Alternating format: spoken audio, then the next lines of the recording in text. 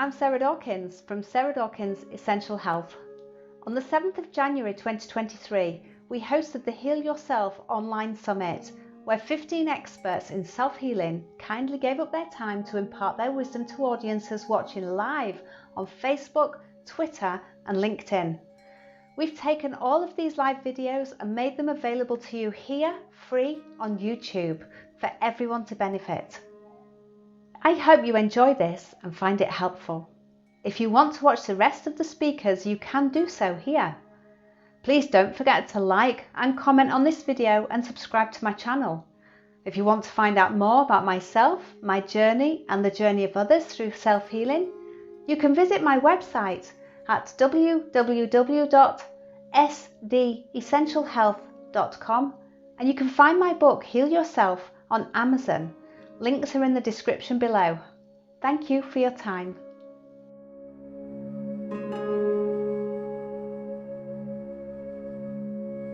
This is a clip of Jenny Maxwell, a personal development coach from Ireland living in Illinois.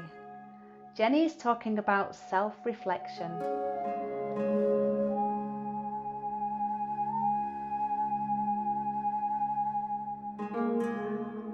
Hi there and welcome. I'm so glad that you're here.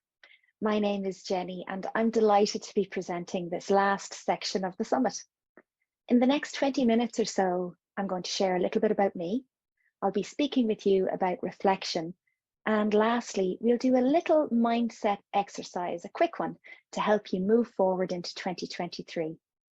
So if you have a moment, grab a piece of paper or your journal and a pen and just have it handy for the end of this section.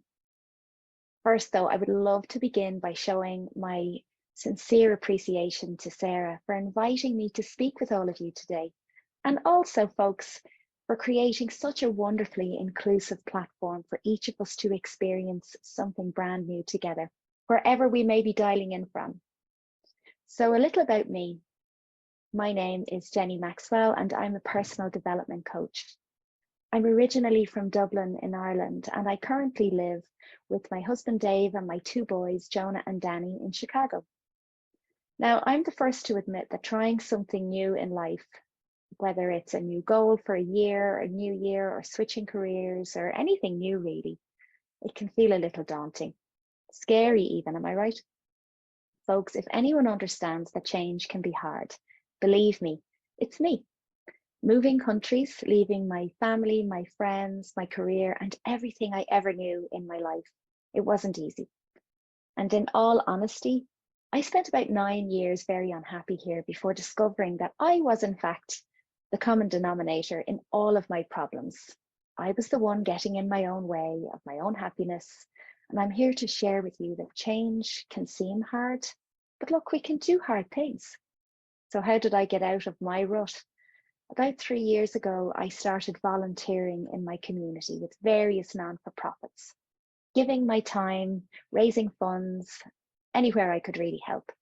And what I noticed was that serving other people and supporting people in their lives, it actually really lit me up. It was different.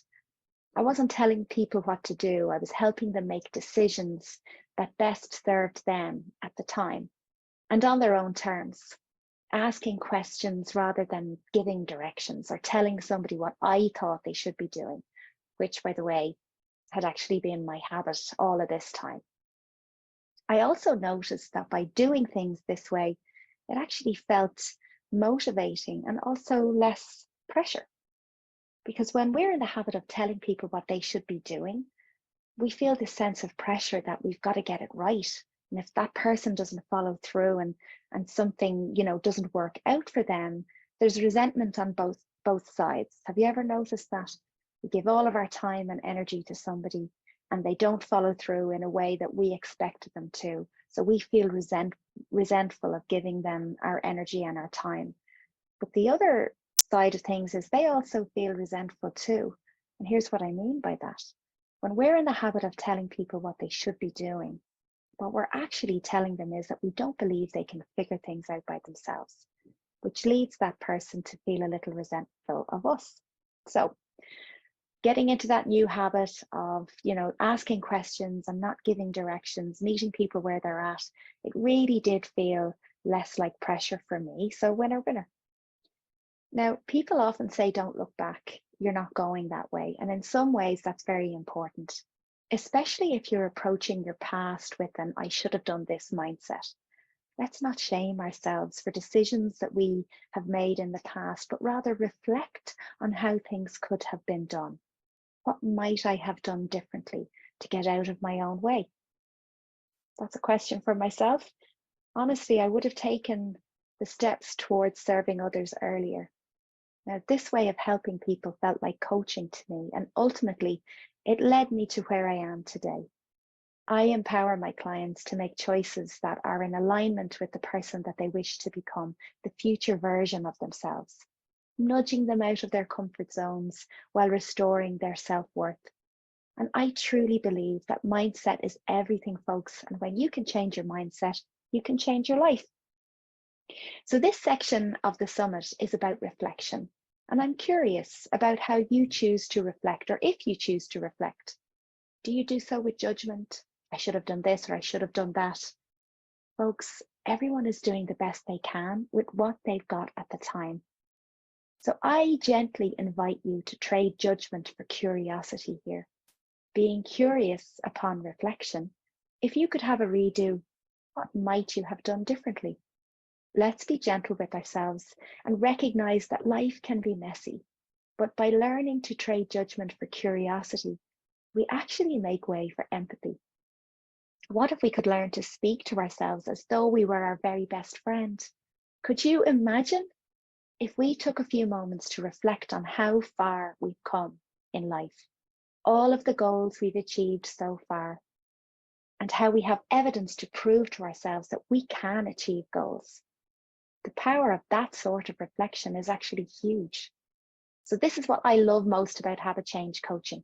It focuses on behavioral change, rewiring your neurology, small changes over time that lead to big results, creating new habits as you go that will help you move the needle closer to where you want to actually be in your life. And with that in mind, let's consider a mindset shift here. If reflection was to become a daily habit for you that might help you stay on track, and also it might be a way for you to become your own biggest champion, how might you approach this? What could work best for you? Now, I hear clients say things like, I don't have time to reflect. I don't have time to journal. And I love when they say this to me because I remind them that we don't have time for everything, but we do have time for the most important things. Sometimes that might mean binge watching TV at the end of the evening, or engaging in negative self-talk or gossip with people that are not on the same journey as you, or don't bring out the best in you. So imagine for a minute if you could zoom out. What if you could steal away some of that time without having to feel like you're depriving yourself of something that you're used to, but rather creating a new sense of balance, a new routine, and a healthy habit that might actually help you move towards your goals? So here are a couple of suggestions that you could try. So what about setting your alarm clock like a few minutes earlier in the morning, even 5 minutes, just settling back into your bed and feeling, the mattress around you and your pillow wrap around you as a reminder you're here.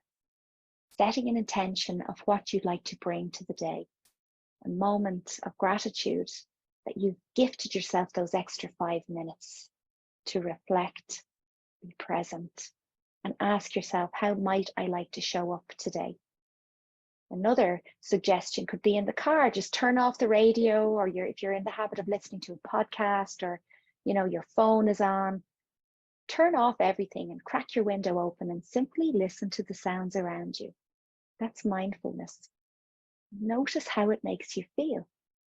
Even a couple of minutes here and there, just reflecting and noticing how I feel in this moment, what I might like instead. If you're having a feeling of being stressed or worried about something, or you're feeling under pressure, asking yourself, what might I like instead? Another opportunity could be stealing like 10 minutes of time a day for yourself. Just steal it away and class it as me time. What might you do in that me time? Would you make yourself a cup of tea or coffee or grab a glass of water and just sit in the window and daydream? Take some time to reflect there. And lastly, and this is my very favorite thing to suggest, is at the end of your day, as you lie back in your bed, take a moment, do some mindful breathing, and run through the list of things that you actually did get done. So we often beat ourselves up over, certain things that we didn't get done, that we had planned, that we didn't get to tick off the list. This is actually demoralizing and depleting. So instead, I invite you to celebrate your efforts, however big or small, and notice how this motivates you to stay on track and keep going.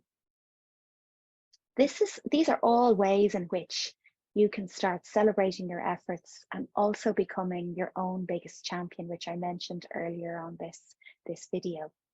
So you'll also notice, folks, that none of those suggestions involve writing in a journal. That doesn't mean that you can't do that though, right? The beauty of this is that you actually have options, and that now you have more than one way to experience reflection.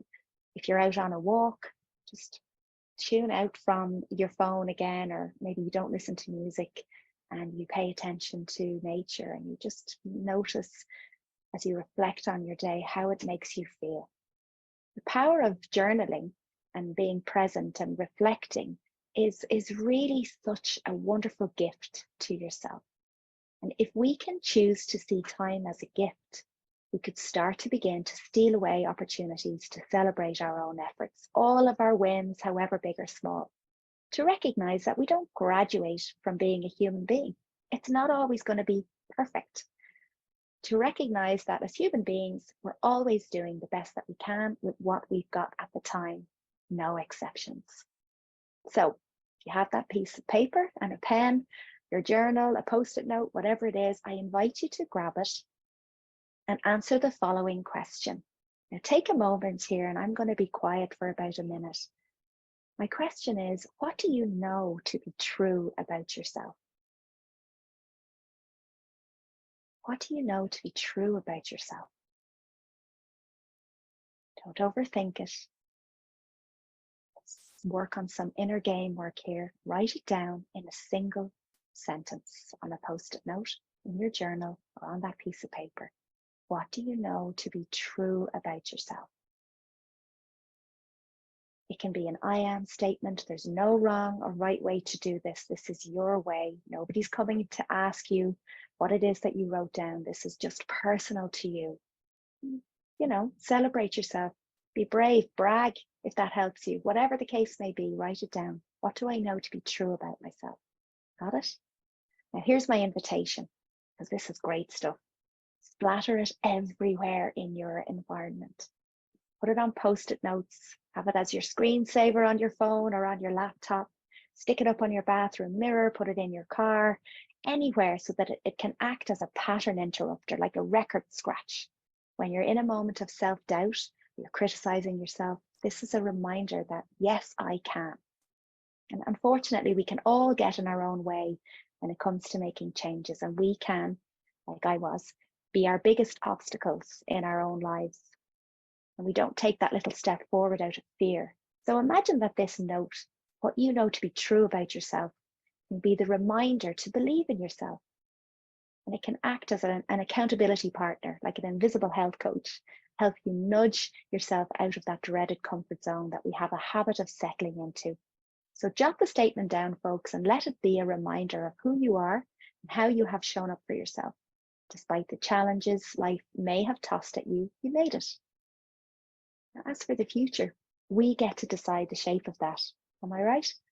We get to choose how we want to show up, if we'd like to make changes, how we might like to experience stretch and growth, because we will never know how far we can reach unless we stretch. We get to create a roadmap to the future version of ourselves. How, you might be asking? One mindset shift at a time, consistently practicing so it becomes your new habit. So I invite you to pause for a moment, close your eyes if you feel comfortable, plant your feet on the floor. Let's do some breathing together. Take yourself back along the line of time that is your life. to a moment where everything was actually going really well. So inhale through your nose, pause at the top, and exhale through your nose. Inhaling through your nose, pausing at the top, and exhaling through your nose. And as you continue to breathe mindfully, just take yourself back on a little journey to a moment where everything was going well. Upon reflection, folks, what do you notice? What was going on for you at that time? What do you see, hear? What do you smell, taste, intuit? What does this version of you know to be true about yourself, about others, and the world? Inhaling through your nose, pausing at the top, exhaling through your nose. Step into this version of yourself, this version where everything was going well. And like a dial on a stereo, turn up the volume on your senses. Load up on that positive energy and feel it through your mind and your body. Use it as a fuel to motivate you to take that step forward each day to the you that you wish to become. Upon reflection, folks, you have had the experience of life going well. You've done it before. You can do it again. And if you're still in this place of meditation, take as long as you need to. This is something that you could gift yourself in the morning and in the evening. Pull up this version of you where everything was easy. And remind yourself, I've done it before. I can do it again. That's the power of reflection and celebrating your efforts. So thank you so much for joining me today, folks. It's been an absolute pleasure. Thank you again to Sarah for inviting me here with you. If you have any questions you would like to reach out to me, here's how you can do so. My website is jennymcoaching.com. I'm on LinkedIn, I'm on Facebook, I'm on Instagram. If you have any questions at all, I would love to hear from you. I wish you every good wish for 2023 and beyond. And I am so thankful that we got to share this time together. Remember the power of reflection, and I invite you to show up as the best version of yourself. Thank you.